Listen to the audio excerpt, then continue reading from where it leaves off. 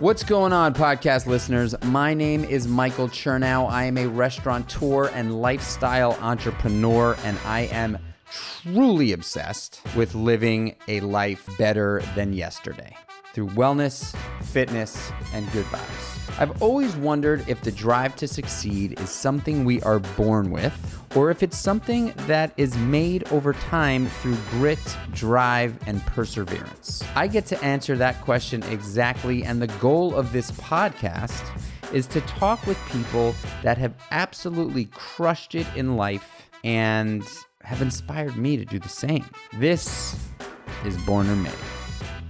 Ladies and gents, welcome back to the Born or Made podcast. Today I have a guest on the show that has been a friend probably for about maybe 2 years that I connected with on social media. She wears many, many hats. She is the CEO and founder of Phat Fudge, one of my favorite snacks throughout the day. She is also a performance coach to many super high-performing athletes and just people in general. She's known as the Paleo Chef, which I think is, for her, a bit controversial today. And she is an all-around badass. I love Mary Shenouda. She is the best, and I'm super fired up to have her on the show today. Mary, welcome to Born or Made. Thank you for having me on Born or Made. I referred to you for a long time just as the Paleo Chef. Right. And like when we first met, first of all, I love your content is incredible. I am a huge fan of your content because it's incredibly informative. You have like a really cheeky way of presenting it. You don't take yourself too seriously, but you're like a serious person. You have fun. Just sort of the nutritional information and the nutritional sort of knowledge that you have is incredible. And I love it. And I really refer to you for a lot of things when you don't even know it. But why don't you take a moment and introduce yourself? Because you'll do a better job than me. Will I though? Mary, born in a snowstorm, 1985 in Nashua, New Hampshire. Private performance chef, mostly to performance athletes and entertainers, resident consultant to Nike when we used to do things before pandemic life. Did create Phat Fudge. I formulate for a lot of different brands, products that you probably buy on the store shelves. I like tennis. I have a dog. I live in Los Angeles. What's your dog's name? Facets. His full name is Charlie Brown Bukowski. Charlie Brown Bukowski. All right. He's got an old man face. Yeah, that's my buddy. Oh, you got a new dog. I do. Oh boy, do I. He's a beauty, though.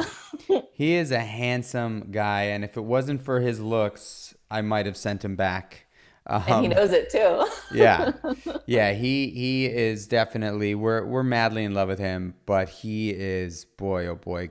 Thank God we moved out of Brooklyn before we got that puppy, because had we lived in Brooklyn with him, our neighbors would have been boycotting us for sure. He's loud.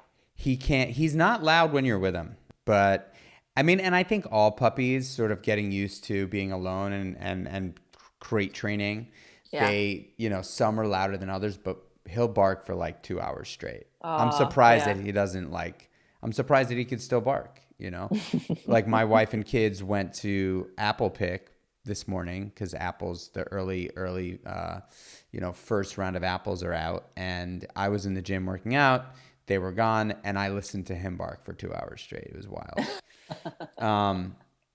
So I'm very excited to have you on here. I think something that drives me on a daily basis, or I know it drives me, something I don't think it drives me, it definitely drives me, is working out and eating well. Mm-hmm. And I believe that if we can, as a unity across the globe, if we were able to put fitness and nutrition first, so many other things would fall into alignment.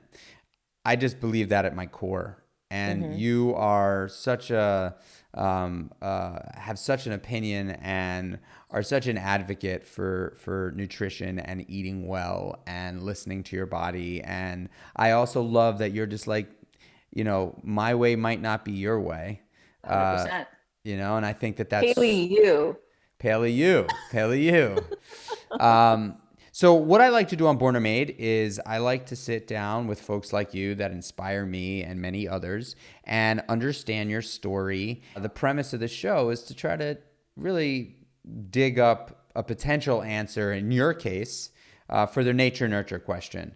Were you Right. born to crush it the way you crush it? Right. Or do you believe you were made over time through Right. determination, grind, and hustle? Right. And I ask this question, my friends and I have this conversation a lot. Are you familiar with the Enneagram? Yes. Do you know what your number is? You know what? I've done it. I don't know what my number is. Okay. Well, then we'll save it for another. I'm an 8, which sort of answers the question if someone's familiar with Enneagram, but we can talk about that later. But I really believe in that my background's corporate. I was not always a performance chef. That's only as of the last 7 years. So I used to always use personality tests to work with my teams and get my teams to work with each other. And this one is the most impressive to me because it tells you all the ways you suck if you're not in a healthy mode. But anyways, I did a leadership summit, and the president of Blue Bottle Coffee was there. Unbelievably impressive guy. Yeah. Super humble, really amazing guy, and he had us all do the Enneagram there, and it was great. It was a great experience. But the way I like to get to this story, or rather get to the answer or potential answer of this question for you specifically, is to get your story. And, let's go back as early as you can remember. And I know you have an intense story with lots of hardship, also lots of breakthrough. So I think it's going to be a lot of, I think you're going to be able to connect with a lot of people that are listening. But I'd love to get to your story and start early, and then I will potentially interrupt you to please try to do. I don't want to hear myself talk the whole time. So Yeah, please I'll interrupt you. That's going to happen. But I'll interrupt when I think that there is a good sort of highlight to talk about in terms of whether this was something that somebody motivated you to do, or you just sort of inherently or innately did on your own. Sure. All right?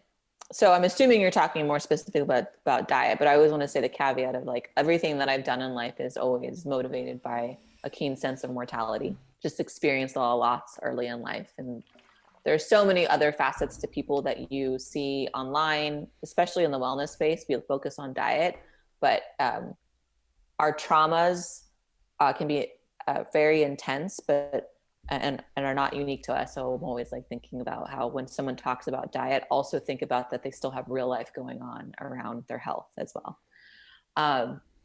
Which I think plays into, is this born or are you made this way? But for me, my journey into becoming Mary the Paleo Chef was because I was sick most of my life. As early as second grade, migraines, vomiting, hives. And I was a pretty quiet kid, lots of pink, lots of ruffles, very sweet, which some people don't always believe when I say. Pink and ruffles. I do not see you in pink and ruffles at all. My mom, I'm daughter of immigrants, and my mom made all of my clothes. She's very European, and it was very, very girly. It wasn't until like I realized that I kept getting bullied so much in school that I'd stopped hanging out with the girls and decided to play basketball. Because if I could nail the shot, the guys wanted to hang out with me, and you can't wear pink and ruffles on the basketball court. So that's when I started to go another way. But I was sick all the time, and what was really frustrating is that because I was a good kid, when I would tell my teachers I don't feel well, they would send me to the nurse to take my temperature. And because I didn't have a temperature, they would think I was lying. And if anyone knows me, no, I'm not going to mislead you. And the one time I got my name on the board in school was very traumatic. And it's because I put my head down after reading because my migraine was so intense. And I got in trouble for putting my head down because I was lying about having a headache. And that's when I started to like this anger of distrust. So I got sent to the nurse. No temperature, sent back to class. They told me to stop lying about having a headache and just projectile vomit all over my desk. And they finally called my mom. And Quick so that question. was the big, yeah. Did this just, like you said, it started in second grade, but is that just what you can remember, or was this something that you think you've had since birth and it only started to manifest in your head? Yeah. In second grade? So I'm a weird kid because I have some really early memories that you shouldn't have, like age 1 and 2 and 3. Because I remember where in New Hampshire we lived, and I was on paper a little too young to have those memories. I do have a memory at like a babysitter / preschool situation, probably 1.5, 2, based on the timeline of the story, where I had an awful headache and was vomiting. And I remember vomiting in the bathroom, being this little tiny body in a big bed waiting. And then I remember my mom coming through the door because she'd come off work to pick me up, and her carrying me into the car. So there were moments of these migraines. And when I look back on what was triggering the migraines, so in school, it started second grade, and this continued on through high school, trying to play sports with a migraine because you've accepted that pain is your baseline, is very frustrating. But when I look back on what actually caused this was anytime I wasn't eating my food at home. Preschool, babysitter, school. Anytime I deviated from what was at home, because at home it was a Mediterranean diet. In school it was pizza. Yeah. Mm-hmm. That's when I would get super, super ill, an inflammatory response. Again, like I said, you accept pain as your baseline because doctors don't know what's wrong with you. They're telling you it's psychosomatic. You're frustrated. You're tired of missing out on things. You're playing sports. There's a basketball story that I tell often that I had an awful migraine and I didn't want to sit out from the game. So I had a head wrap and I was sitting sideline, and I had the head wrap because with my migraines, I lose partial eyesight. So I have the head wrap and the pressure gets me a few minutes of clarity. So I'd hit my coach.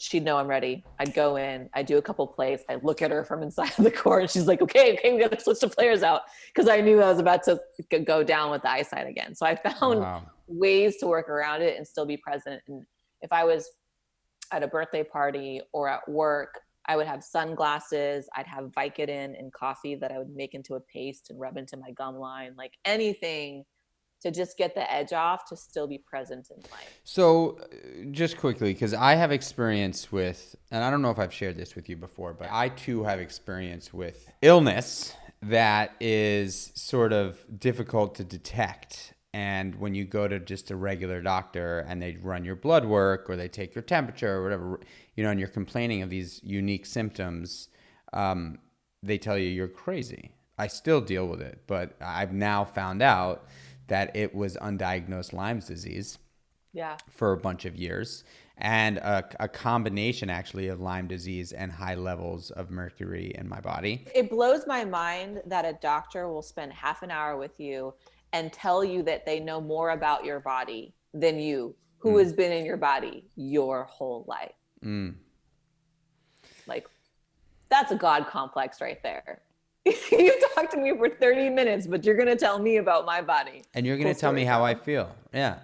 There are a number of autoimmune illnesses today that most Western medicine doctors are not really taking into account because there's potentially not enough literature or they didn't learn about it in medical school. And so if your vitals come back okay and your white blood cell count comes back okay, and even if you have swollen lymph nodes, like I had swollen lymph nodes, and these doctors were like, oh, it might just, environmental, anything stupid. It's allergies. I'll put you on a round of doxycycline, Yeah, they don't check enough. And it's not the best analogy, but it's like they check the gas tank, but they don't check the oil. I like that. That's true. Yeah.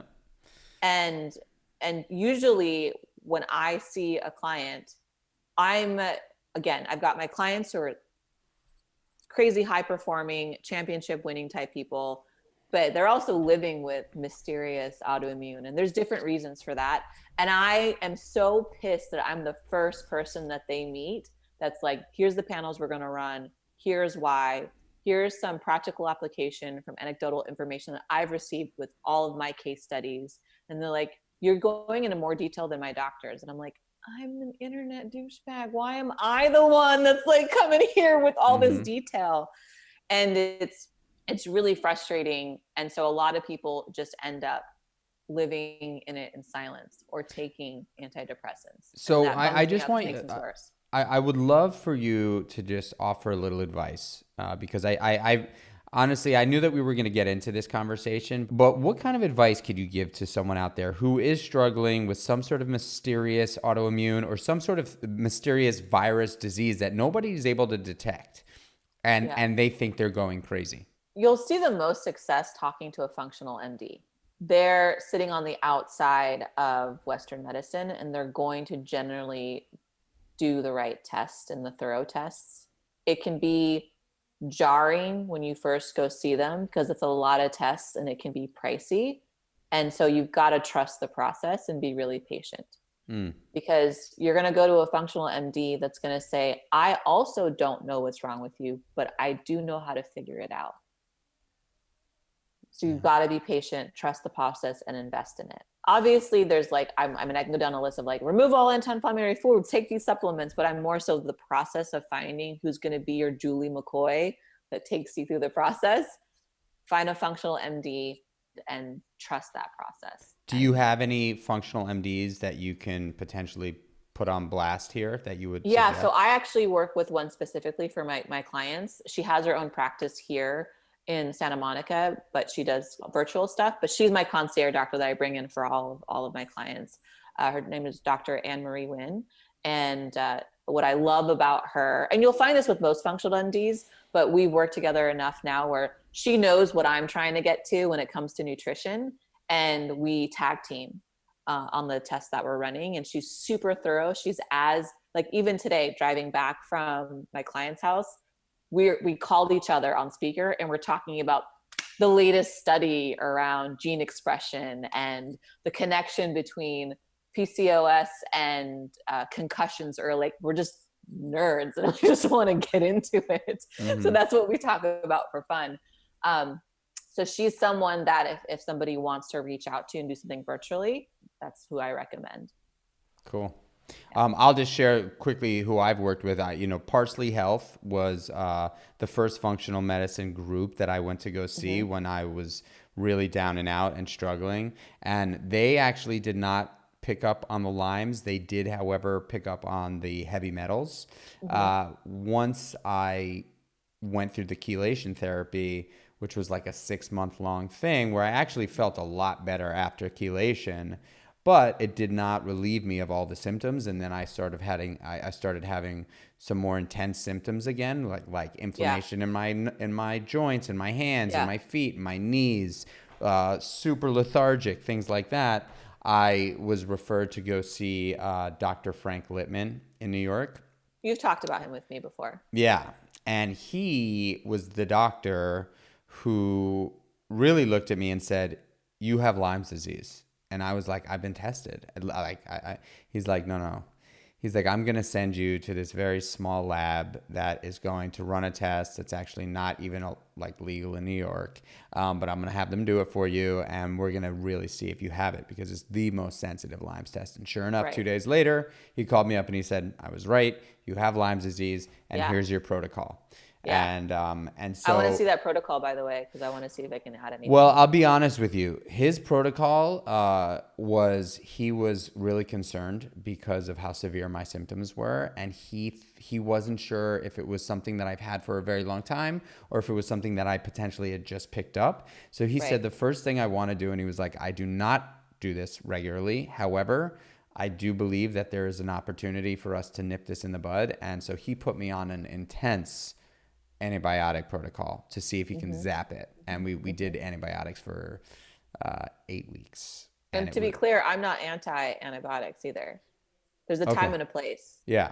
So that's exactly what he said. There's a way to recover it too. Like, that's what I don't understand about this space is people are so dogmatic about the one thing.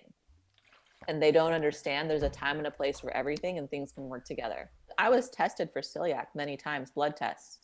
and the blood tests were inconclusive. I didn't know they were inconclusive until later. A doctor was just telling me I don't have celiac. Then you fast forward to my final time in the ER. So I would go to the ER for my migraines because I would be found passed out in a pool of vomit, because I'd be vomiting to the point of dehydration and blackout. And how old were you at this point? This happened all my teens through 20s, but my final visit was like 24, 25, when I had just had enough. And when you're that young and you're found in vomit and you're in the ER, they think you've overdosed on drugs. So they're yelling at you because, again, they think you're lying when you tell them it's a migraine. And they're like, we can't help you unless you tell us what you've taken. And I'm like, I'm a fucking square. I haven't taken anything. And so my final visit, I'm just fed up. I'm tired of being in the hospital. It's morphine and I think it's phenergan, whatever they give you for the anti-nausea. And I really feel bad for whoever was in the room that day, because I'm very type A everywhere else, and I wasn't being type A with my health. I was just trusting and being reactive instead of proactive. And so I said, I want to know what's causing the migraines. I'm over all of this. Just tell me what's causing the migraines. And they're like, we don't know. And we just make you comfortable. And I'm like, I don't want any more morphine. And they're coming to put more in the drip, because the come down from morphine makes me very anxious and very paranoid. And I hate that feeling. Like, yeah, the pain in the head is going away, but I now feel this impending doom coming in around me. And I don't like that feeling. So I ripped the IV out, just like, it's kind of a mess in there. Wow. And I leave the hospital. I'm like, I'm done with this. I don't care anymore. And that's when I started to dig into literature about, let me understand what is a migraine really? What's happening in my body? What needs to be supported? And then I find a TED talk by Dr. Terry Walls about supporting the mitochondria. And she had full-blown MS and was in a wheelchair, and she reversed it with diet. And when I was in high school, I did a lot of volunteer work at Hospice. And one of the women that I would go and spend time with, she had MS, and I had this moment of if only I knew then what I know now. And it was just like a combination of all these things coming together. And then quickly, what propelled you to want to go to Hospice and volunteer there? A lot of people had passed away at this point in my life, even when I was a teenager, family and friends. My first funeral, I was 2 or 3. And at the time, my aunt was diagnosed with ALS, so I knew it was coming. And I have a very strange knowing of what people are feeling and needing.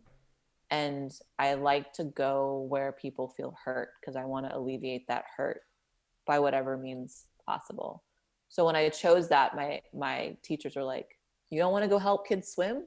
You don't want to go plant trees in the park? And I'm like, no, I want to do hospice. And my advisor that took us there, she made a comment, and I thought she was criticizing me, but really she was making an observation. She's like, I watch you with the patients.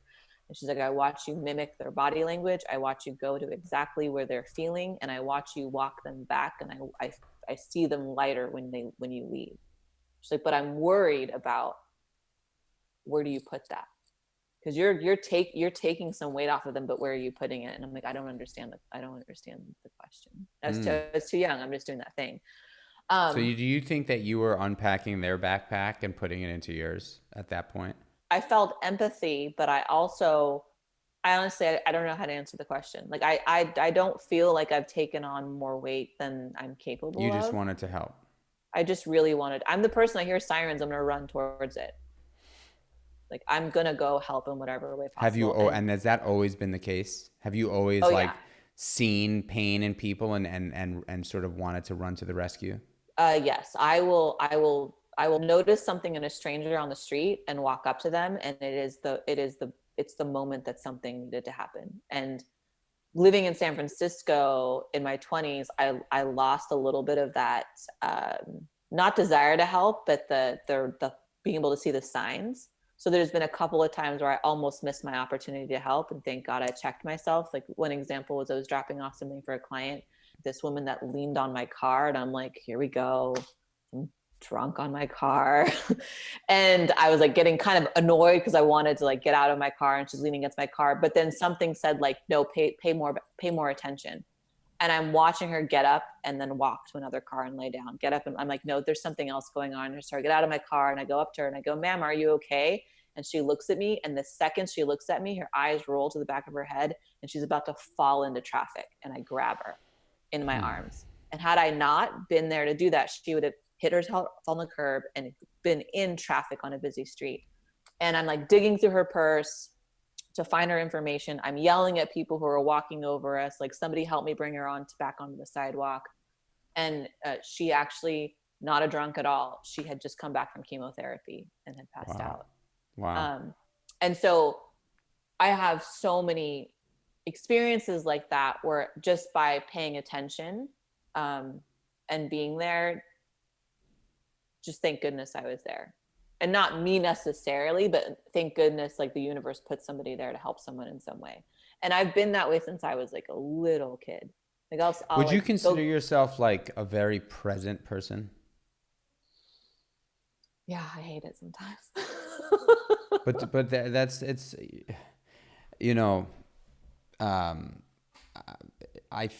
right now specifically, being present, I believe, could be the most important component to life as we know it. And it's so hard in times like this to be present in your skin right this moment, right now, because really, it is all we have. That is the truth. It is the truth.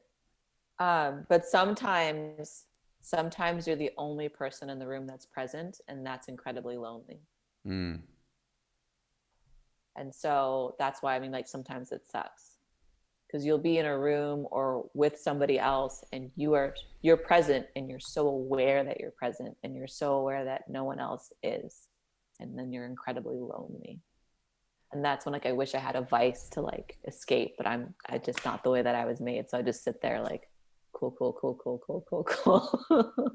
But you have a sixth sense and you're able to really pick up on when people are in need of something, and you've sort of your path today, right now, the path that you're walking is helping people. Yes. And it's yeah, sure. Food is my tool, but it's a tool to give them more clarity so they can be present and not distracted by pain. So I find this TED Talk, I geek out, I send my own lab work out. It comes back that I'm a celiac. I'm super pumped. I'm so excited. Wait, I just need to change this food. Done. 3 months into it. Every symptom I had went away and all the inflammation went away, and people are more, it's sexy. Oh, I lost 30 pounds. That's what people like to hear. But I'm like, but you don't understand. Like, I don't have a headache. I woke up without a headache for the first time in like 20 years. Wow. It felt like a trick. I know that feeling. So when I got the positive Lyme's test back, I was so happy. I understand that, when you say that out loud, when you're like, yes, I got it, you're like, people are like, what is wrong? Like my mother, when I told my mother, I called her up. I was like, Mom, I have Lyme's. She was like, that's not good. And I was like, no, it's incredible. That's the greatest news ever. I'm so happy everybody doesn't think I'm crazy anymore. And I don't think I'm crazy. Right. So I understand that feeling. So in 3 months, you completely changed everything. Yes. And I still wasn't thinking about being a private chef. I was still going to just stay in tech. And different people in corporate, because I had pretty good success there. So I was dealing with high level people there, and they noticed, you're not wearing your sunglasses at work anymore. You are able to stay a little bit later, and I'm always surprised when people point out that I'm a really positive person, because I'm also a very critical person. So I'm glad they catch that I'm critical to make things better. But so one particular gentleman said something to the effect of, you've always been a light, but you're shining so much brighter. What are you doing differently? And I'm like, at the time, paleo was becoming popular, because really at the time I wasn't eating gluten, casein, or soy, but paleo was a word, and it was easier to say that. I'm like, oh, I'm following this paleo diet, and I've always cooked my whole life. It's a cultural thing. So I'm like, this is what I'm bringing to work to eat. And he's like, I don't really have a lot of time to dig into this, but like, I'm feeling a certain way. Can you just make this food for me? And I grew an invisible beard. And I'm like, no, I don't think I can. And he's like, well, I'm willing to pay a private chef X dollars. And in San Francisco, you can make a lot of money and still be poor. So I'm like, okay, cool. This is a really great side hustle. So I had him as a client. And a couple of weeks after that, I was getting my wisdom teeth removed, and I had to get put under because of the way they were coiled. And when I came to, my oral surgeon said, I'm so excited you're going to be my private chef. So under the influence, I pitched myself as though I am a private chef. Amazing. Love that. So those are my first two clients. And I tried to balance my quota with private chefing. And my body shut down. I was just too tired. I was on the side of 101, completely drenched in sweat because I was so tired. And I knew I had to choose. So I took a day off from work, was walking around the Embarcadero about, am I going to leave what I know and what I'm good at? Not necessarily stoked about, but good at to cook for people. And I was walking into the ferry building, and my friend was with me. Older, wiser friend. Thank goodness she was there, because I see a gentleman walking towards the door. And since I'm such a gentleman, I open the door for him, and he was like, whoa, thank you. And he's like, I guess Shirley's not dead. And I'm like, you're welcome. And he walks away. And my friend, she goes, are you an idiot? Because I'm in my head about, am I going to be a chef? I'm going to be a textiles person. Mm-hmm. She goes, you took the day off from work to think about if you want to be a private chef. And you opened the door, quite literally, but figuratively, maybe the door of opportunity, to Tyler Florence. And you just missed that sign? Amazing. And so I was like, oh shit, yeah, I'm quitting tomorrow. And I had tweeted at him that Wait day. Wait a second. Hey. Tyler Florence changed your life. No, get this. I sent a tweet right after that. I'm like, oh, so sorry. I'd like spaced on who you were. I love Tavern, da-da-da. And he like tweeted back like Shirley's not dead or something like that. And then years later, we had a few different interactions, and I had brought up that day. And he goes, I remember that day. So good. So good. So the next day I went to resign. My boss told me to go back to my desk, was the initial response. And then the second response was, and I had worked with this particular person on and off for almost a decade. He's like, myself and everyone, because I was known as a flight hazard. I would stay at a company for 2 years, crush it, create a new revenue stream, get bored, leave. Same thing over and over. He's like, I've been waiting for you to finally do your own thing. So like, I wish you nothing but the best, and however we can help the transition out, help. How long were you there for? You were there for 5 years? That particular business, I think it was there for just under 2 years. Okay. But I was in tech for almost 10 years. Got it. So you would go somewhere, create value, and then get bored and then split. Yeah. Right. Yeah. And that's real quick. That's like quintessential sign of an entrepreneur, FYI. I know. I mean, there were definitely some higher ups that told me I was making the biggest mistake of my life and I would fail and all those things. But I mean, it's not the first time someone told me I would. Gotta love those guys and gals. Yeah. And so, I just said, screw it. Went all in on being a private chef. I bought the URL Personal Paleo Chef and paleopersonalchef.com. Paleo Chef was not available just yet. And because paleo was so new, when somebody would search Paleo Chef, I was the only one. So it's timing, luck, opportunity, and follow through. The fact that I was the only one doing it got me in the door. The fact that I was actually good at it kept me there. Boom. I want to stop there for a second. Timing, luck, opportunity, follow through. Mm-hmm. Have you said that before? Or did that just come off the top of your head? No, I've said it before. Okay. I'm going to write that one down because I think that, and so timing, luck, luck, opportunity, And most of all, follow through. Follow through. Because when people ask you, do you think you're lucky or do you think you work hard? And I'm like, bro, it's a combo. Yeah. And what is it without your follow through? So that's how I got really big names very fast. Like within 2 or 3 months of doing that jump, Michael Mina let me take over RN74 for the first fine dining paleo experience that sold out a month in advance. And he had found me on Twitter, and like it was super fun. So within a few months of doing that, I've got this great list of clients. I'm still in San Francisco. I'm within 1 year of paleo chefing, and I'm in I go out to Austin for South by, and I'm doing stuff for clients there. And this gentleman by the name of Kamal Ravikant, I think he said, he wrote a book called Love Yourself Like Your Life Depends on It.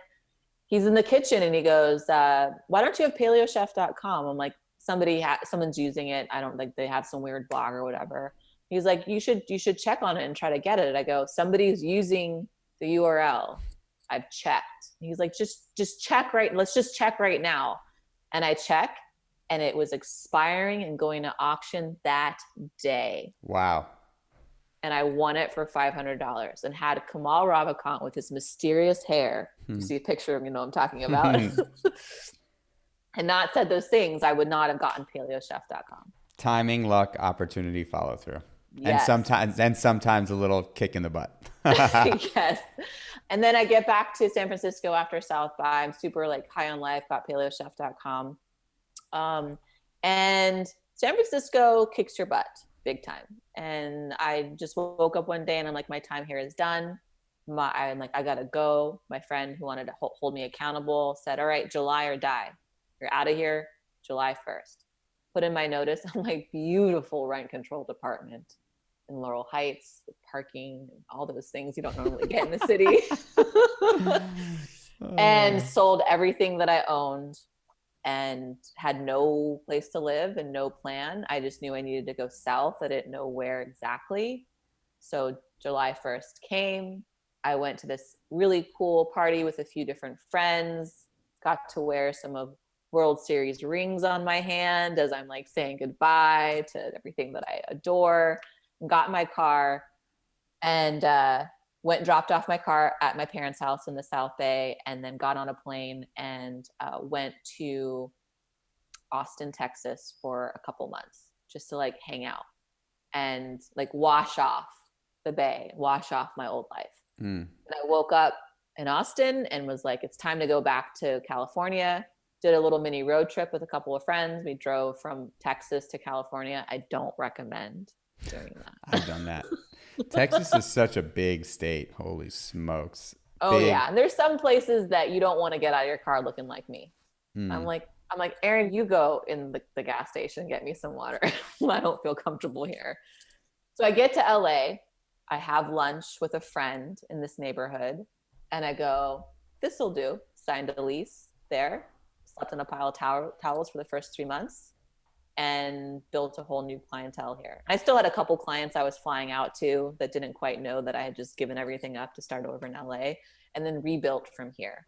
And then rebuilding here is how like other things were created. It's like Phat Fudge was a byproduct of performance stuff that I was doing for clients. Anyways, that's the long story endless. I mean, it's such a great story, and you are so good at telling it.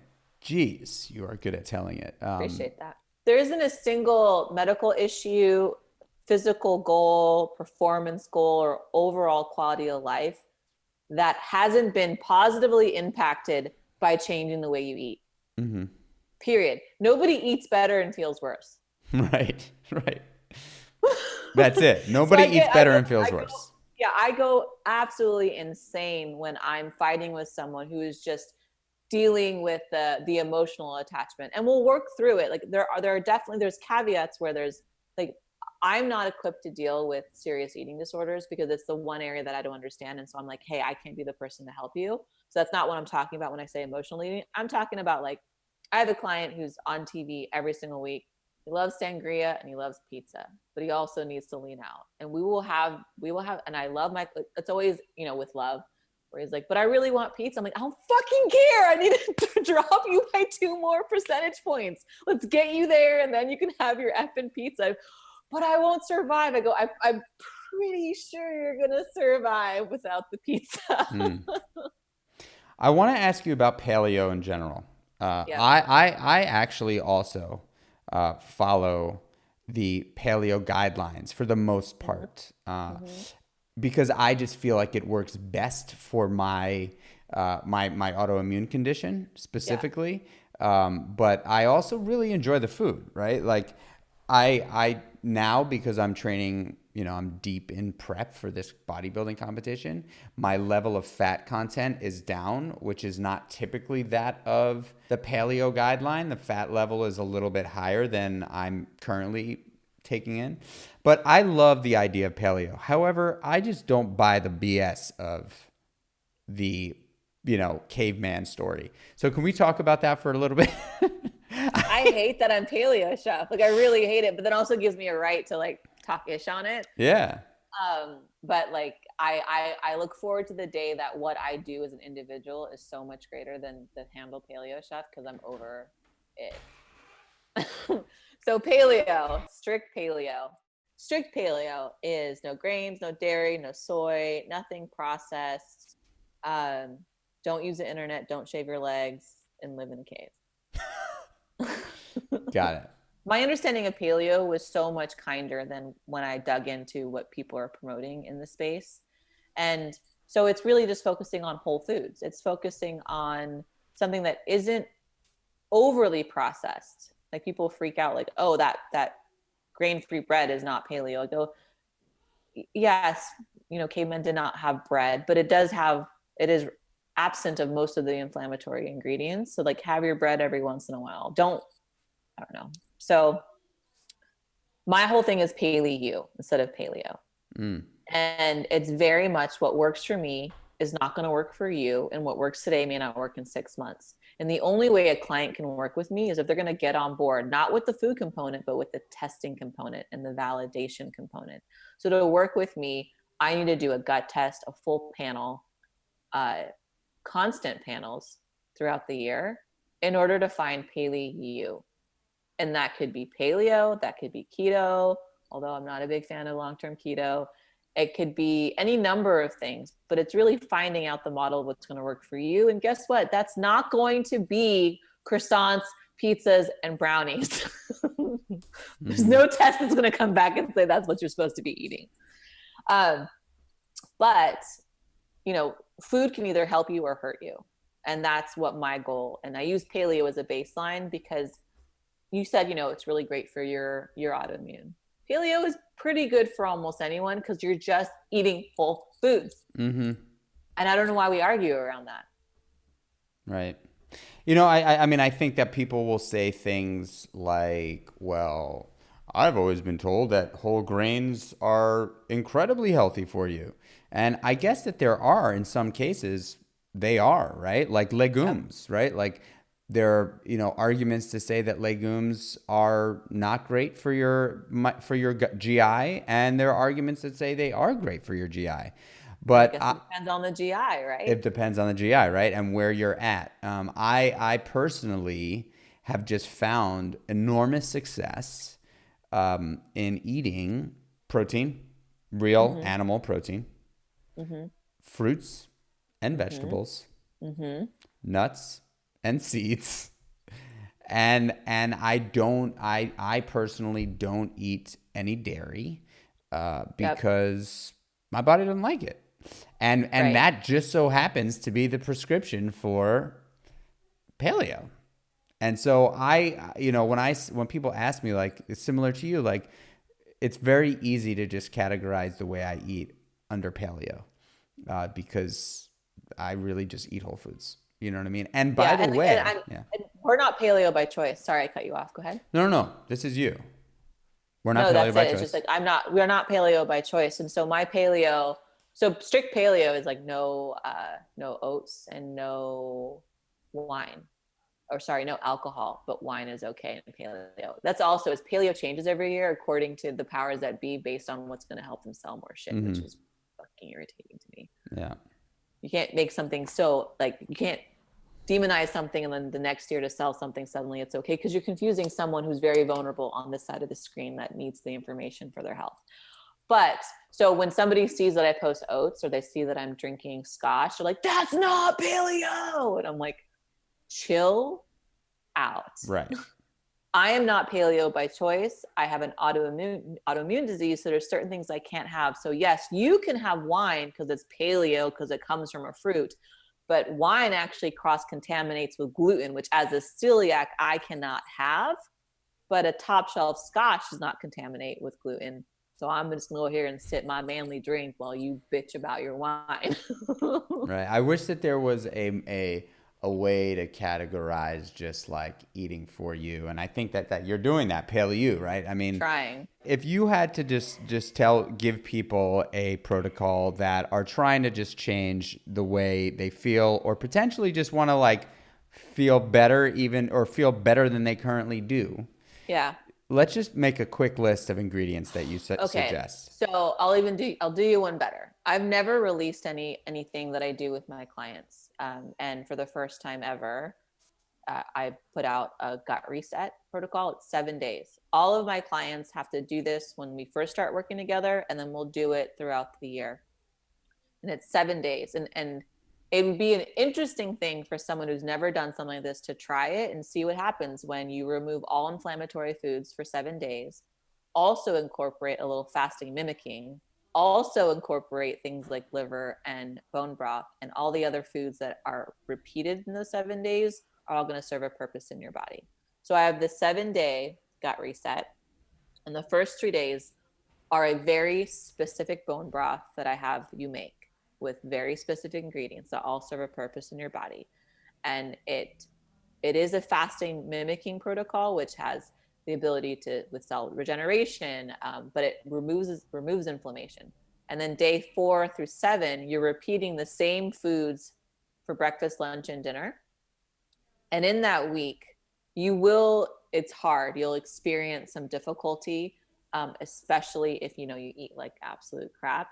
But you'll also be able to see how much inflammation you lose in 1 week.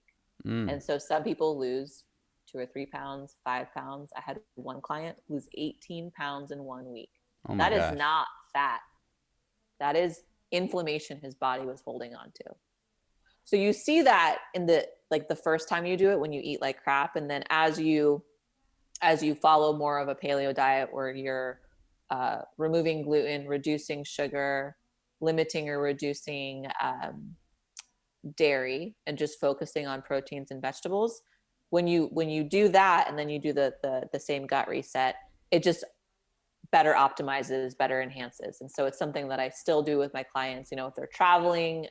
It's also something that I do with clients before surgery and after surgery to help the body focus on recovery, peek into something like that. So, I mean, how do we get the goods? Like, where can we go to get the goods? Like, where do we go? Heliochef.com. But I also post about it a lot too. So like a lot of the things that I talk about, you can find for free on my website. You can find for free in my posts. But if you want it organized, then you pay for the organized bit of it. Got it. So that's going to come out probably in the next couple of weeks. I'm really nervous about it because it's the first time I've really put something out there like you tell me I'm going to work with so-and-so b-ball player. I'm like, yeah, I got this. I'm confident. You tell me I'm going to put something out into the world for like anyone to get their hands on. And I'm like, I don't know if I'm qualified. It's so weird. You like the one-on-one. I do like the one-on-one because I want to be there to coach you through it. Let's talk about Phat Fudge. Phat Fudge, my ketogenic performance fudge. It's tahini based. I'm Middle Eastern, so tahini is life. It started out as a combination of tahini and spices that I would blend into people's coffee, my clients' coffees, and they were having such success with the synergy, bit of an alchemist, the synergy of like the turmeric, the maca, the tahini, and they're like, this is better than a pre-workout. Like I hit PRs on the field. I had a great day of writing. I killed it in the studio. And I'm like, cool. So I shared the recipe of the individual ingredients that people were going to make. And I jokingly said it's unicorn fuel because it's all going to unlock your own unique powers. You have to be careful what you say on the internet because that went viral. And within the year that I posted it, it was voted best coffee hack right behind Bulletproof. Wow. And I was like, dope. And then people were like, my clients, when they travel, they're like, I don't want to take the canister. How do I make this travel friendly? So rewind, pre-paleo, I was a big goo person. Like, I would go to Vegas. My friends would do Coke. I would do goo. I was a square. And I wanted to keep up. Going paleo, not a fan of the ingredients. Then I was doing consulting with the Oracle Sailing team, and they needed food on the water. The best I could do was like grounding up chia seeds into a powder, putting nutrients in there. But I knew in my head, like, this is not the goo replacement that I want. So in my head, I knew I'm going to create something in the future of this. So I'm making halawa or halva, depending where in the Mediterranean, Middle East you are, for myself one night. And it's tahini and honey. And you have to get the honey to a certain temperature before you mix the tahini in. And if you don't get the timing right, it doesn't do this wonderful powdery yet creamy, like all the things textured. So and good. I missed the timing. Yeah, it's really good. I missed the timing on it because I was multitasking, and I'm like, fuck, my halawa is going to be more like fudge. So I took my canister of unicorn fuel, dumped all the ingredients there just to make fudge. And the next day I took a bite of it. I'm like, this is good. And then it's like, wait, and all those things like connected. And I'm like, if I cut the honey significantly and mess around with these weights, I now have a performance fudge. So I posted the recipe to what I called at the time functional fudge. So boring. And that recipe went viral, and people were taking pictures of their fudge in sandwich bags that they're taking on marathons. Women are using it during labor. Patients during chemotherapy are using it. Like, you have to make this into a product. And so very transparently, I had an audience of maybe only like 10,000 followers at the time. I put on a unicorn head and went on Periscope and Instagram. I'm like, here's the deal. I don't know what I'm doing, but if you guys, I put 50 orders up of 12 pack. And if you guys want to buy it, I will figure out how to make it into a squeeze pack. And then in 1 hour, they sold out the 50 orders. And it wasn't that it sold out. It was when I saw who bought it. People I didn't even realize were following my work. And then I felt like, oh shit, people are watching of this level. Can't mess it up. So every Monday I would pre-sell 50 orders. That was 600 packets at 10 a.m. And then I'd get a ketchup bottle over a scale in these little packets, and then heat seal them with an Amazon heat sealer and put it out. And every Monday it would sell out an hour, 30 minutes, 10 minutes. And it got to a point where it was selling out in under 1 second. And people were like, what? Is this a fucking Beyonce ticket? Like, what the fuck? And I'm like, you guys, meanwhile, the recipe is public. Don't get it mad at me if you can't get it in. You can make it on your own. You can make it on your own. And so at that point, I realized I needed to scale the business, and again, went to my audience very humbly. I'm like, I don't know what I'm doing. I'm going to enter this world of co-packing. It's really high minimums. So for the next 30 days, if you want to pre-order, because I don't want funding, I don't want to go on Kickstarter. I'm definitely not going on Shark Tank. And, we'll see how many orders we get in, and maybe I can try to fund this thing. And again, it's a product that doesn't really exist in the world. And in 30 days, almost $90,000 in pre-orders came in for a product that didn't exist, and I was able to start co-packing. Blown up. And you would think, like, it's been great since then. Tough world that you're in. It's a tough world. That CPG game, not easy. Yes. Yeah. So I entered the world. I was co-packing. It was just me. I had a co-packer, and I was, getting it into retail and getting it in the hands of these crazy, incredibly famous people. And it was more so that, I never paid for marketing, and these people loved the product so much that they were posting about it without me even knowing they had it. And it was really cool. It got a lot of street cred really early. And then I a year and a half ago, I'd taken some modest funding because I wasn't listening to my gut. You didn't listen to your gut. I didn't listen to my gut. And, you know, a lot of people were telling me, people who were pretty successful, that, you know, you need to take funding in order to get this to grow, and you need to bring on a team. And so I took very modest funding. I still maintain 96% of my business. And, you know, I took the advice of one of my lead investors and hired a particular team. And within 8 months, everything I built dissolved. Almost nothing. I watched it all go away. Bring on a team to help you, and then like, and why did that happen? There were a couple of different things at play, and I know they tell you like you shouldn't be a control freak, but I'm like, fuck that, dude. Like if you're gonna create something and you're gonna be in it, be fucking in it, and know every aspect of your business. How are you doing now in in COVID? I want to say great, because I haven't recouped what I was doing before. Like I brought the business to $1 million as a one person company. And I definitely am going to have to rebuild that, but I have to rebuild it from a deficit. So I'm not doing what I was doing before, but I'm getting back there, and I have my 2 new SKUs, and I'm formulating a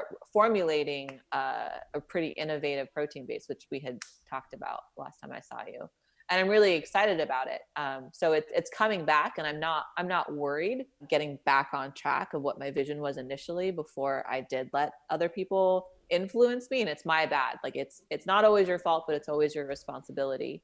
And I had a couple of great calls with businesses who have had successful exits, like $100 million, $600 million exits in CPG.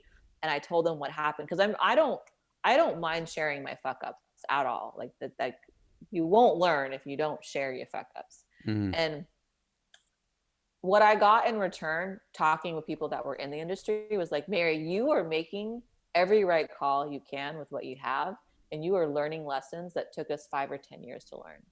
So like, there's no advice I can give you, because you know what you're doing. And it was just such a weight to be lifted off, because to know that I'm making good decisions, even though it's kind of falling apart. So now my little joke to myself is, if you don't almost lose it all, can you really call it a success? I know that feeling. I know that feeling well. So Phat Fudge is going in the right direction, and I'm tired, but I'm not too worried about it. And rebuilding a team from a place of knowing, and I'm going to do it differently. I think in so many words you're saying that you were born. And when people say that they're both, if you're saying you're both, you're saying you're born, because oh yeah. And I'm over the fact that, like, I've just said this a bunch.